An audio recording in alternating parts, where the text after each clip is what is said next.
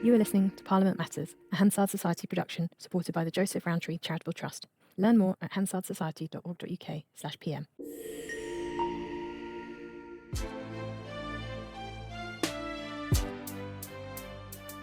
Welcome to Parliament Matters, the podcast about the institution at the heart of our democracy, Parliament itself. I'm Ruth Fox. And I'm Mark Darcy. Coming up this week. Should Westminster roll out the red carpet when Donald Trump arrives on a state visit later this year? Light touch chairing or favouritism towards the government? Sir Lindsay Hoyle's conduct at PMQs comes under the microscope. And total recall. MPs and peers were wrenched away for the Easter holidays for a rare Saturday sitting to rush emergency legislation through Parliament.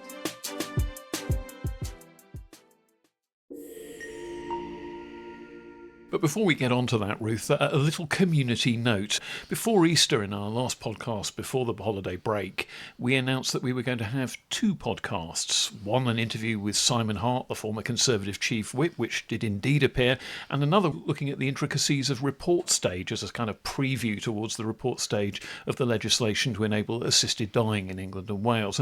And that one we didn't deliver, and the reason was that although we recorded it, the facts kind of changed under us.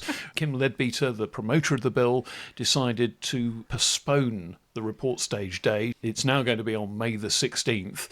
It was going to be today, Friday the 25th, as we're recording today, and we've had our recording for today set in stone, so we could easily change the date by this stage. So we're coming out a day late for our regular podcast this week, but we will also be releasing an additional podcast updated and looking at the procedure for report stage so that we can get ahead of the assisted dying bill and the procedural intricacies that lie in wait for it.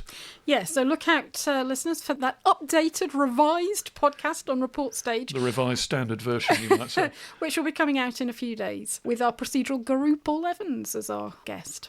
But first, Ruth, while we were away, there was a pretty rare event, a recall of Parliament, not just to discuss some great and unexpected event, but also to rush through what wasn't quite emergency legislation, but was certainly extremely fast-track legislation to semi-nationalise what's left of Britain's steel industry. Yeah, well, I'm not sure if it wasn't emergency legislation, what would be, because the government recalled Parliament to consider the Steel Industry Special Measures Bill. The bill was only published 90 minutes before the debate started. They had 3 hours of debate. And this was a rare Saturday sitting. It was only the fifth Saturday sitting, I think, since the war. The last time Parliament was recalled to sit on a Saturday was during the Falklands War, 1982. So there had been a Saturday sitting during the Brexit period, but that wasn't around an actual recall. Actually, rare to recall Parliament to consider legislation. Yeah. You know, it's only happened a few times. We can only find two other examples when both houses have been recalled to consider all stages of legislation in a day. Yeah. Not unusual for the Commons to do it, rather rarer for the Lords to do it. Yeah, so sometimes the Commons will zap through a piece of legislation in a day, and then their lordships will be a bit more discursive and take a couple of days and won't quite suspend their standing orders to the extent that the Commons does. And their lordships have a rather more deliberative approach to legislation at pretty much any time, even when it's supposedly emergency legislation. So to whack a whole bill through both houses in a single day and get it to royal assent before the houses then rise. Yeah. King Charles signs on the dotted line. Is hotline to wherever rare. He was, Balmoral or Windsor. I'm not sure where he was. I mean, the last two times were the EU Future Relationship Bill back in 2020. That was New Year's Eve in anticipation of our exit from the EU. So it was getting that deal through. And then 1998 when they passed anti-terrorism legislation in response to the Omagh bombing. So that's the kind of the context for emergency.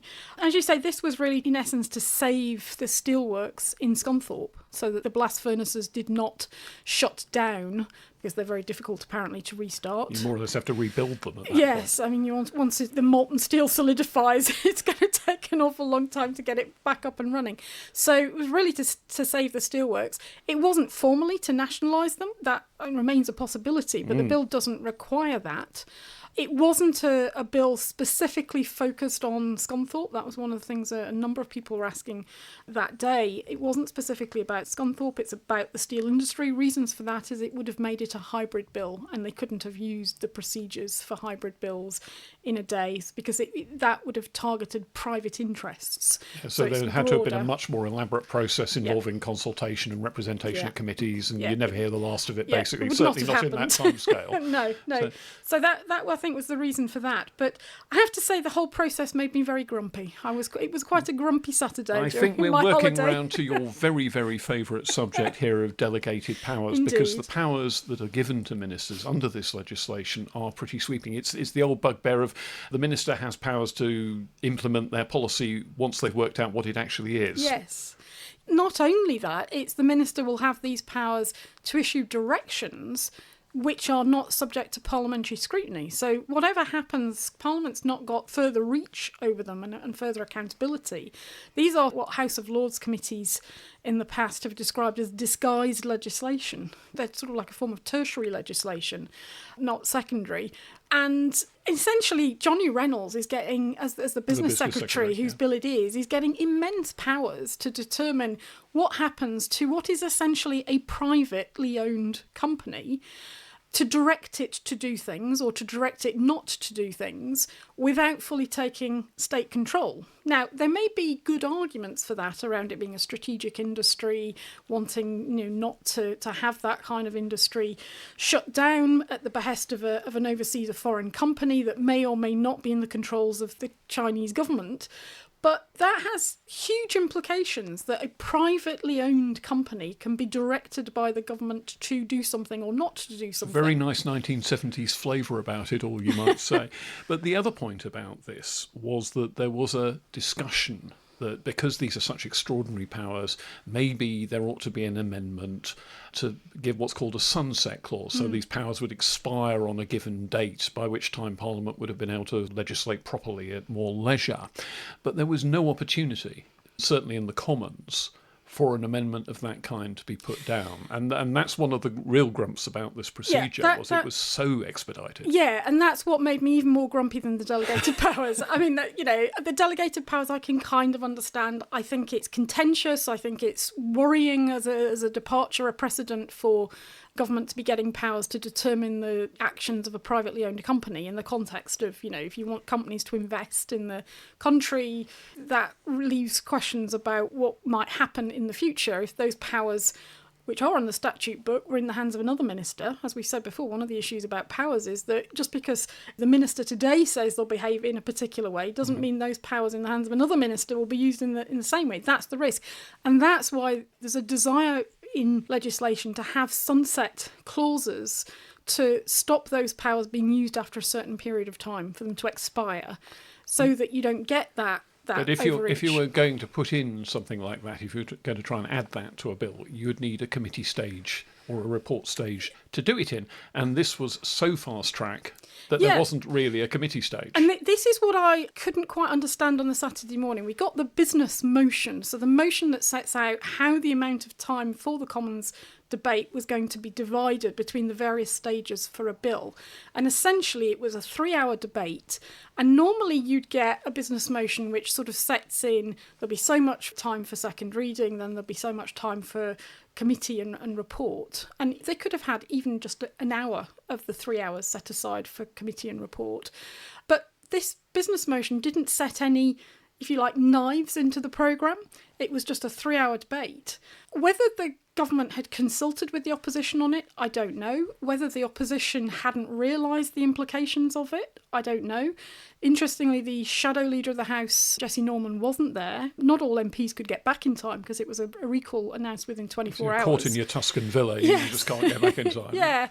So Alex Burghardt was acting shadow leader of the House.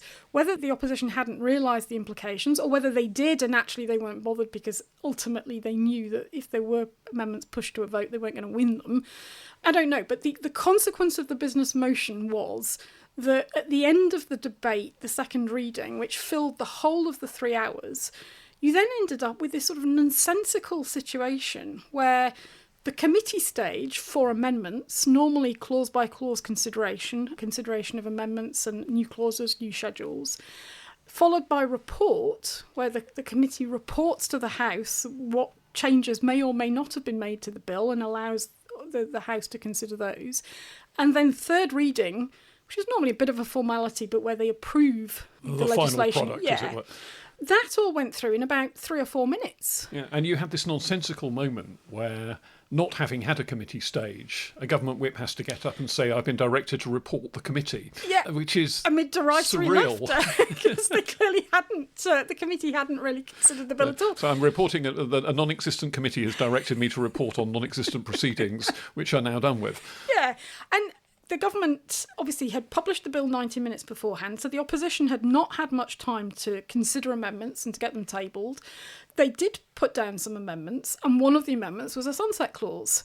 And there was clearly a desire on the opposition's part to have that looked at and to be considered. And at the end of the second reading, when they realised that the Deputy Speaker wasn't going to be able to put the amendment to the House, so the Deputy Speaker said that they couldn't select an amendment for decision if it had not been debated. And because the whole debating time had been taken up by second reading, not on amendments, they therefore couldn't put the opposition amendment the full to the majesty House. of the legislative process unfolding here. I'm worried about risking listeners' attention at this point, losing them. But it's an important issue because it meant that therefore no amendments in the Commons that could come from the opposition parties could be put to the House. They just sort of skipped over it. So basically the only question that was put at committee stage was that all the clauses, all 10 clauses of this 5-page bill should be agreed. So it's just waved through. Yeah. So it did seem all a little bit nonsensical. The opposition did seem somewhat put out that they hadn't been able to put this amendment to the House. And then what happens? The bill goes to the House of Lords. Where, of course, peers do actually get a chance to put amendments because they're a little bit more careful of process in the House of Lords. Right? Well, their proceedings will have had to have been agreed on a mutual basis between the parties.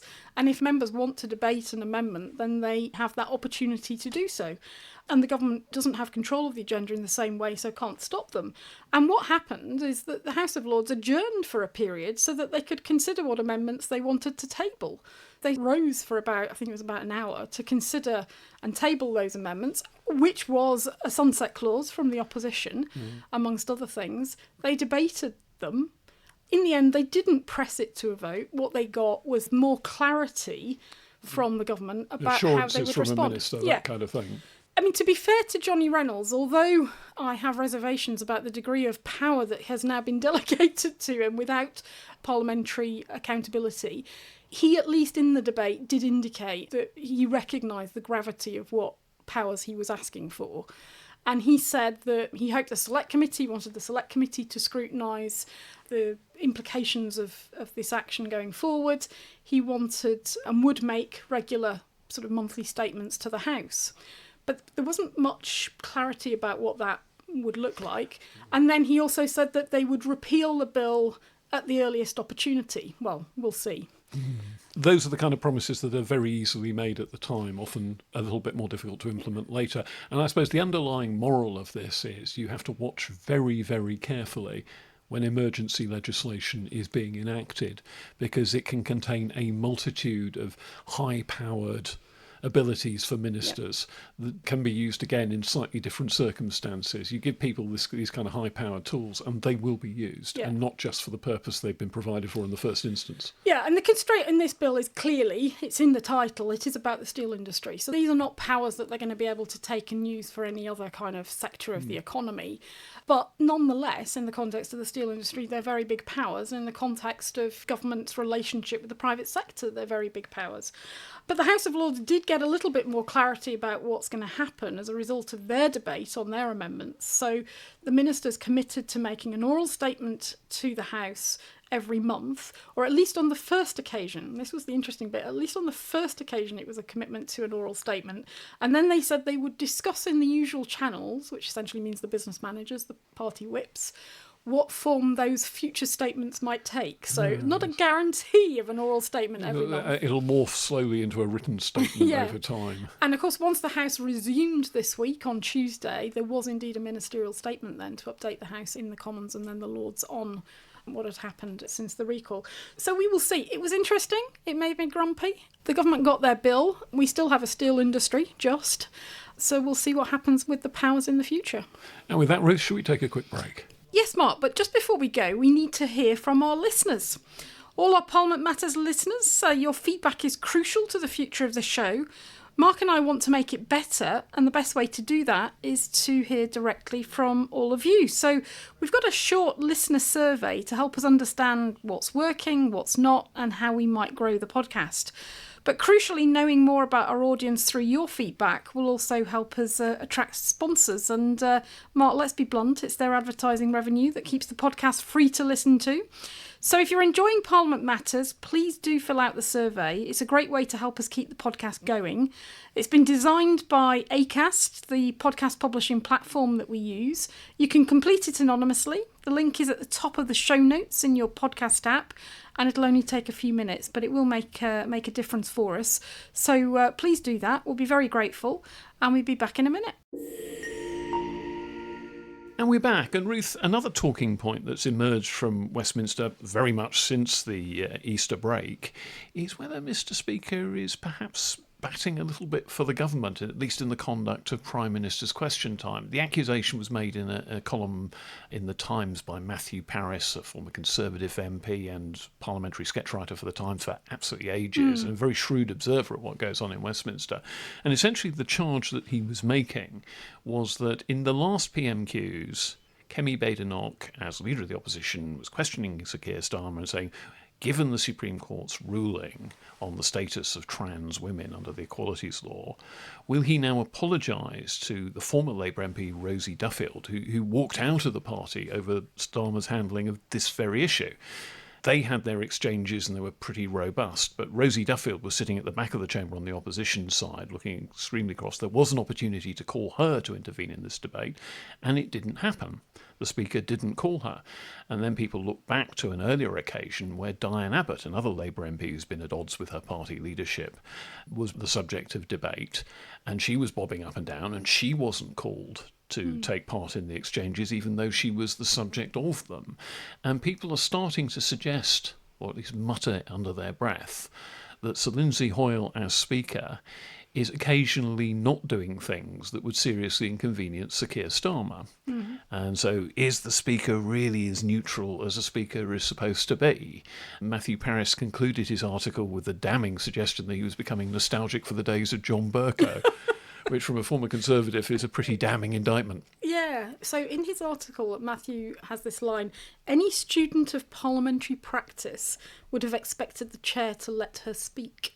So I'd be interested to hear the views of clerks on this, or retired clerks, as to whether or not they agree with that. I mean, it's two cases. It's two very big and very obvious cases. And it does, as a matter of courtesy, feel a little bit awkward that if you are the subject of a discussion and you want to take part and in you want to take part in it, or you want to make a point, that you don't have that opportunity to. And given the outcry, the row about what happened around Diane Abbott when she was not called, and remember that was about a session when there was a discussion around the remarks of that Conservative Party donor who'd said some very rude and frankly racist things about Diane Abbott, and Rishi Sunak was tackled at the dispatch box about it. So this conversation was all going on about her and she couldn't say anything. And here we are, fairly similar in relation to Rosie Duffield. Yeah, well, to take as my text here, Auric Goldfinger in the James Bond novel of the same title. The first time is happenstance. The second time is coincidence. The third time is enemy action. So will there be another incident of this kind, at which point the case law will be accumulating, you might say, that suggests that there's something going on. On the other hand, there's another side to this coin, because another part of Prime Minister's Question Time this week saw Kemi Badenoch saying that Sir Keir Starmer didn't have the balls to stand up to trans activists. Ooh. And that's language that certainly got the clerks looking to the Speaker and thinking, oh, should you be ruling that out of order? And the Speaker didn't say anything and just let it pass. Now, I would be willing to bet that if that remark had been made at Prime Minister's Question Time or at any other part of a parliamentary proceedings by some no-mark backbencher, they would have been squelched pretty quickly. Order, order, the honourable gentleman's not in the school playground now. But Lindsay Hoyle was perhaps understandably slightly unwilling to say that to the Leader of the Opposition in the sort of peak viewing moment of Prime Minister's Question Time. I would be very interested to know whether the Speaker has written a letter now to Kemi Badenoch, or a message has been passed through the usual channels or whatever saying don't do that again. Because it is a very, very big deal to squelch the Leader of the Opposition in those circumstances. Yeah, no, it would be. I mean, it's not on parliamentary language as such, but in the context, it's perhaps not appropriate. I mean, there used to be this list of things that you weren't supposed to say, which is actually a list of things that previous speakers had ruled out of order. So you couldn't call someone a jack-o'-lantern, for example. Gutter snipe. Gutter snipe's another one, yeah. And so all these various archaic Victorian terms of abuse that have been ruled out of order by generations of previous speakers. But all the same, there is a thought that really you don't want parliamentary debate, especially at a high-profile moment like PMQs, to degenerate into that kind of language. Yeah, and as you say, I mean, the playground language, one of the issues with PMQs is the way it's perceived by the public watching it, and often it is that they are behaving like children in the school playground. So you don't want things that play into that analogy. Yeah, and John Bercow always used to get up and rebuke MPs who he felt had gone too far by saying the public write to me and they say they hate this sort of thing. And they do, and absolutely no doubt about it. The watching public, and there is a watching public for Parliament a lot of the time now, look very carefully not just at what is said, but how it's said and the manner and the language. Yeah. So I think MPs need to tread carefully. But the wider issue here about protecting the independence of chairs, the Commons Procedure Committee at the moment is looking at the process for internal elections, including those for the deputy speakers of the House. I mean, in recent parliaments, deputy speakers have been elected rather than kind of emerging through the usual channels as had previously been the system. And the conduct of those elections was being examined by the Commons Procedure Committee, the committee looking at just whether it's a sufficiently elegant and sensible process, whether there should be hustings, whether indeed there might even be an extra deputy speaker brought in, because there are so many minority party MPs, as they're described these days, so not just Labour or Conservative, but from other parties as well, that perhaps they ought to have a chance to have a deputy speaker too. And this raises all sorts of very interesting questions about the nature of the role. And people were saying that the key point here is that the deputy speakers are not delegates from their respective parties. They're supposed to be representatives of the whole House. Yeah. And they've got to be elected by the whole House. But the thing about them is they don't give up their party ticket in the way that the Speaker does. No. So they can go back to their backbenchers, or indeed their frontbenchers, I suppose, but that's rare. They go back to their party position if they cease to be Speaker, which of course is what happened to Nigel Evans in the previous Parliament when he had to step down because of a court case. He went back onto the Conservative benches, but he was subsequently reappointed as a Deputy Speaker. So it's a different role to the Speakership, but it has very strong elements of that, the same need for impartiality. And it can, of course, be a stepping stone to the Speakership. And I think that's the interesting question here. I mean, we don't get too far ahead of ourselves, but Lindsay Hoyle will have been in office since, 2019 when John Bercow stood down. So at the end of this Parliament, he'll have done 10 years. So towards the end of this Parliament, probably in the next but one last session, sort of 27, 28, 28, 29, you'll start to get questions about, is he planning to step down? And if so, who is the successor? So the interesting thing will be, will it be one of the deputy speakers that emerges as a likely contender, or will the parties be looking elsewhere? Yeah, that's always one of the interesting runners and riders questions. All the deputy speakers are kind of possible contenders for the chair, but equally the chair can come from completely outside of that. I mean, John Bercow, for example, was never a deputy speaker and was then a very long-serving speaker. So you don't absolutely have to take that role. Lindsay Hoyle, his successor, was, of course, John Bercow's deputy speaker for quite a long time. Yeah, I missed the Procedure Committee inquiry because, as you know, I was on a train back from Scotland. I've had quite a week, 2 select committee sessions this week, one in front of the House of Lords Constitution Committee, and then 24 hours later I was in the Scottish Parliament. So I was back on a train from Edinburgh. But it was quite a high-powered session, and you'd got 4 former deputy speakers. Now, did they talk about the approach of the elections? Because one of the interesting things is the timing of them, particularly in this Parliament, where so many new MPs came in, 52%, they wouldn't have been familiar with the deputy speakers or their past work. Or indeed what the role actually is. Yeah, and yet the election is very early on. Yeah, there was a lot of discussion of the pressure to try and get the deputy speakers in place fairly early so that the speaker doesn't have an undue burden on them chairing most of the debates. And what actually happened was that the speaker was backed up by a couple of other senior MPs who sat on what's called the chairman's panel, the panel of senior MPs who chair bill committees and things like that, basically became acting deputy speakers in the interregnum. Yeah. But all the same, there was a big rush on to try and get deputy speakers in place quite early. And one of the things that emerged from the session was that maybe they don't actually have to rush too much. I mean, the sky didn't fall in when they had acting deputy speakers for a while, chairing debates in the Commons, chairing debates in Westminster Hall, etc. And so maybe you could take a little longer and make sure you had a full all singing, all dancing hustings event where MPs could question the deputy speakers. The Hansard Society is available to host it, as we do for the deputy speakers. I'll just make before. that point.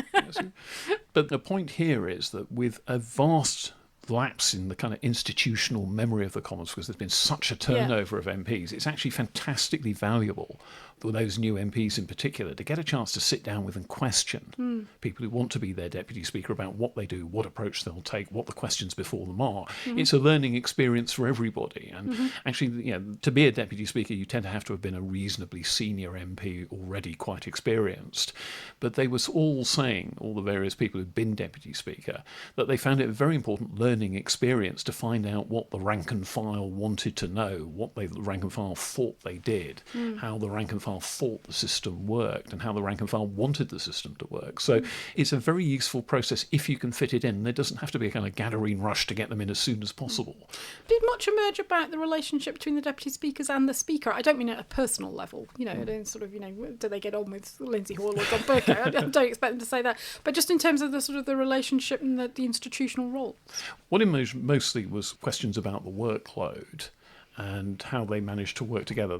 For example, at various points, various deputy speakers have had to take time out for medical treatment, for example, and the others in the team have kind of rallied round to fill the gap, perhaps chaired a few more sessions in the House and a few more Westminster Hall debates, etc., to cover for that. Which you'd find in any workplace. Which you'd find in any workplace. The most important deputy speaker is the second ranking, is the chairman of Ways and Means, who has various sort of formal roles in... Chairs the budget debate, various things like that, which Lindsay Hoyle occupied in the previous Parliament, is now Nusrat Ghani.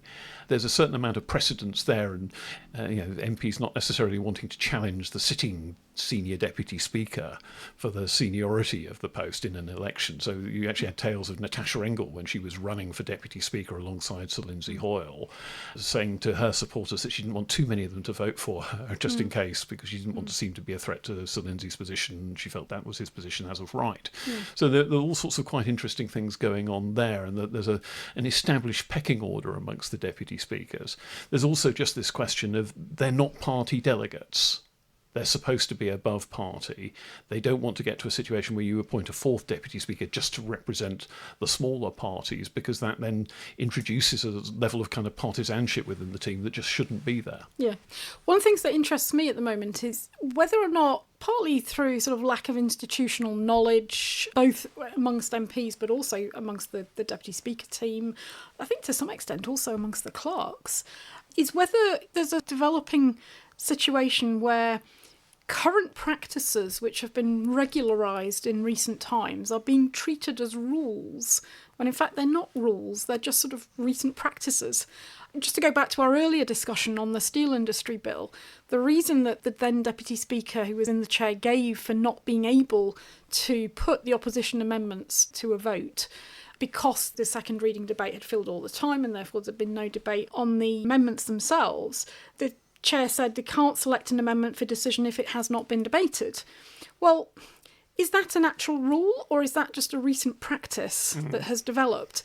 Because the whole point about procedure is that it's supposed to help the House. It's supposed to help the MPs arrive at the decisions that they want to arrive at. It's not supposed to stifle debate and decision. Your point here is that because you haven't got too many old lags who've ever seen it done differently, no one knows any different. And everyone nobody thinks challenged that's how it always works. Yeah, and I think I can imagine some perhaps MPs in the past might have challenged that and said, well, OK, but if the House wishes to reach a decision on this, why can't they? But sort of steady on. I remember when we nationalised the candle industry, we did it a different way. Yeah, possibly. But I mean, I've spoken to a number now of current and former clerks about this. The former clerks, and they're freer to speak, obviously, did feel that some of these things have become a matter of practice. This idea at report stage where you group all the amendments in one group. Didn't always happen that way. It is a recent practice. It is not a rule that it has to be done that way. There may be good reasons for why it's being done at the moment in that way, but it's not a rule. And I think that you have to be quite cautious about what becomes regular practice in a parliament where there isn't institutional memory becomes sort of set in stone as if it is a rule when in fact it's not. Yeah, well, that's one of the downsides of the massive turnover of MPs we've had in recent elections, and may indeed have in the next set of elections as well, for all we know. But historical nugget for you, Mark, before we finish this section.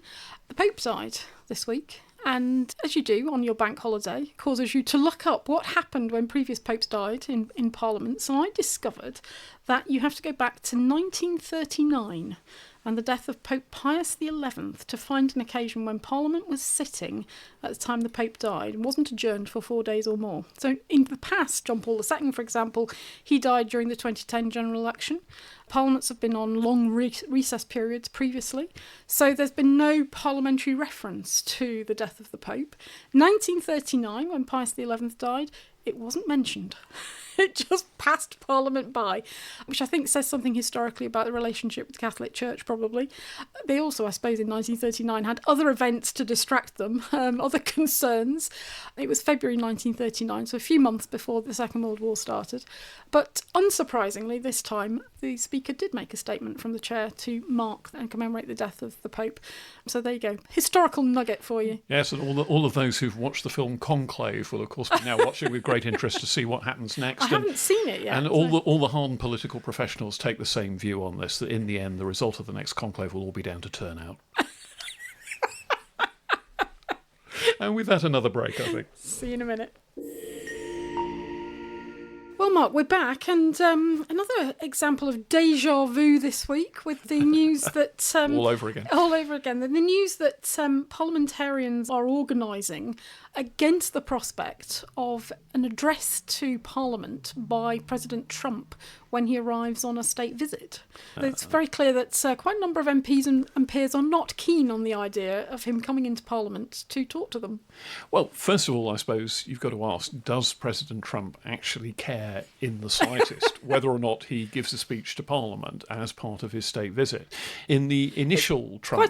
It's quite a bigly event. It's quite a big event, but I suspect that what the Trump White House will care about is the pictures of them shaking hands with the monarch, going in a state coach through the streets of London, banquet at Windsor Castle or wherever, all those kind of things, much more than going into Westminster Hall and delivering a stirring or possibly not stirring oration.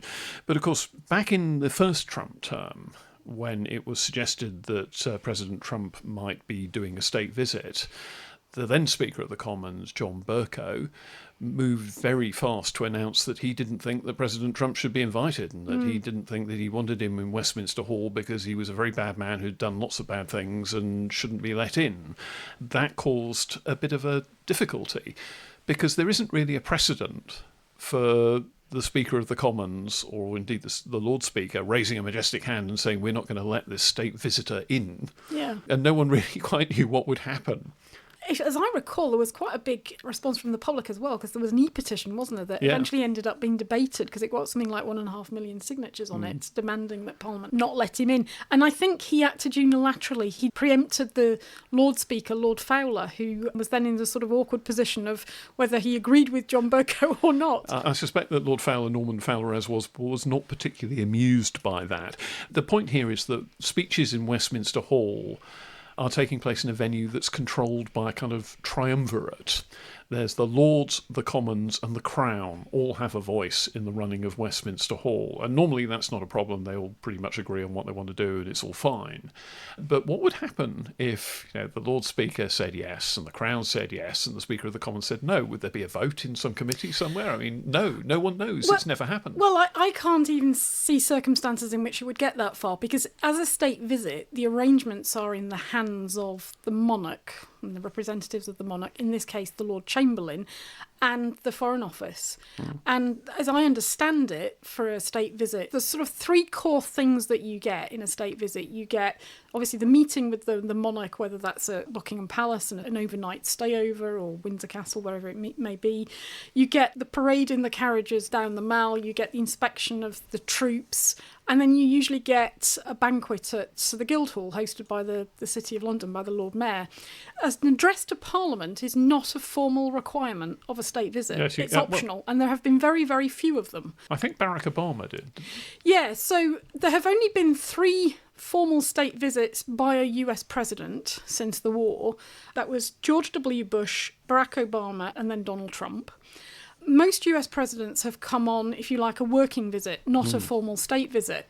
Of those 3 state visits, George W. Bush, they talked about having an address to Parliament, but that was, at the Iraq War protests. It was an awkward moment canned. and it was probably not a good idea.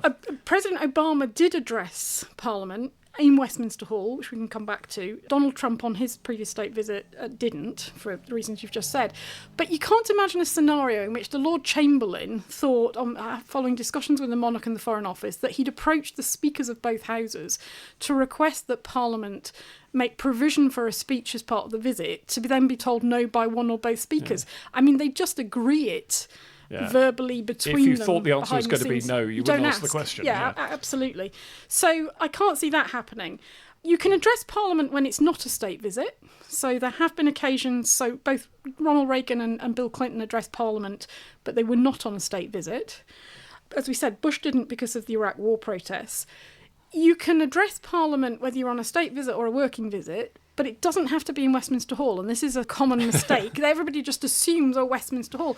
The number of addresses in Westminster Hall is very few. There have only been 5 that have not been given by, essentially, the monarch. Well, wasn't there an occasion when Nicolas Sarkozy, as President of France, did an address to Parliament, and he did it in the gallery flanked by paintings of the Battle of Waterloo on one side and the Battle of Trafalgar on the other? The Royal Gallery. And that is actually the more common location for speeches by visiting heads of state.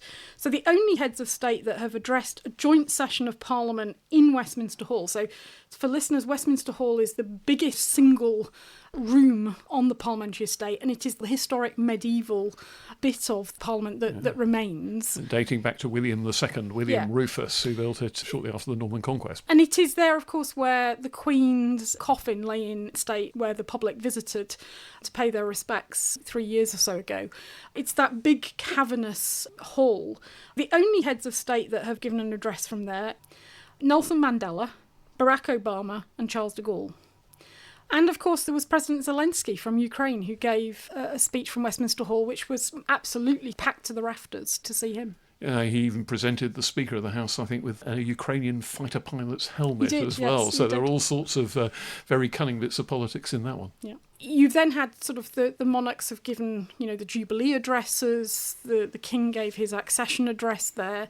There are only 2 non-heads of state who've given an address from there, and that was Pope Benedict and the Burmese leader Aung San Suu Kyi. So to give a speech in Westminster Hall is rare. So, even if they decided Donald Trump should come into Parliament, they don't have to facilitate it in Westminster Hall. As you say, the Royal Gallery was much more likely.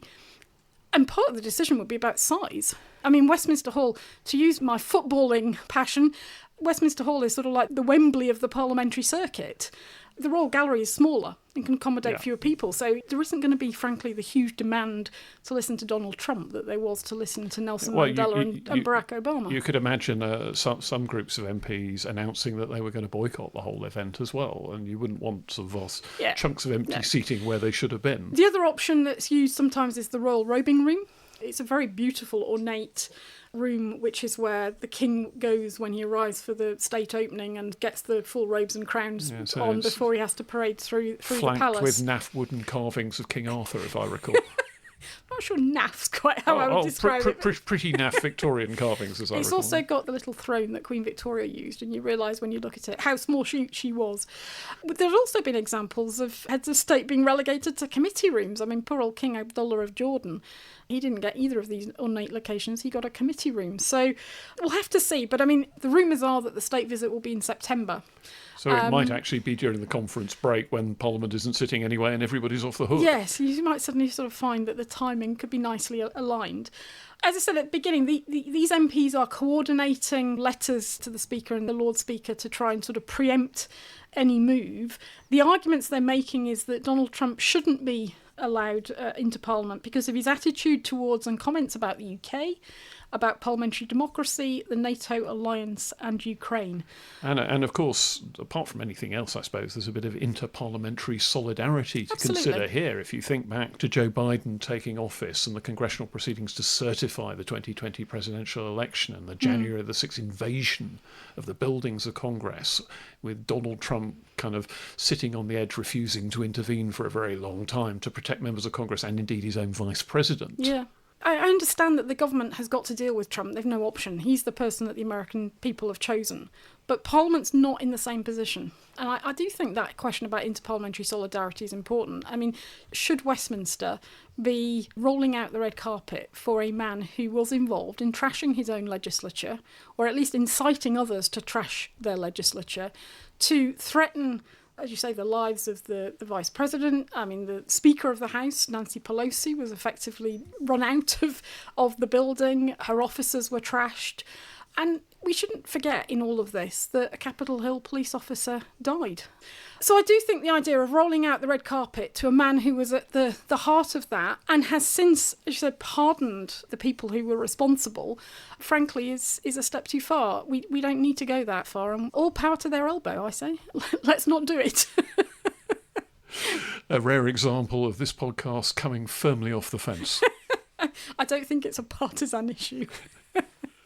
And with that, Ruth, I think that's probably time to draw this podcast to an end. But just a reminder that we will be talking to our resident guru on parliamentary procedure, retired clerk Paul Evans, about the intricacies of report stage procedure in advance of the next stage of consideration of the Terminally Ill Adults End of Life Bill, the bill that would enable assisted dying in England and Wales. It's due back in the House of Commons for its report stage on May the 16th, so it seemed like a good moment to look at exactly how that system works and what it might deliver this time around. And that should be with you in the next couple of days.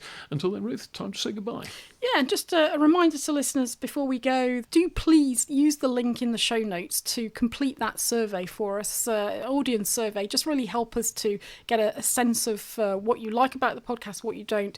But it's also important, I'm afraid, for advertisers. And we do have the bills to pay for this podcast. So please do that. And of course, really help if you could rate and review us as well on whatever podcast app you're using. 5 stars really help other listeners find us and to get through those pesky algorithms. And in the meantime, goodbye from us. See you soon. Bye. Parliament Matters is produced by the Hansard Society and supported by the Joseph Rowntree Charitable Trust. For more information, visit hansardsociety.org.uk/pm or find us on social media at Hansard Society.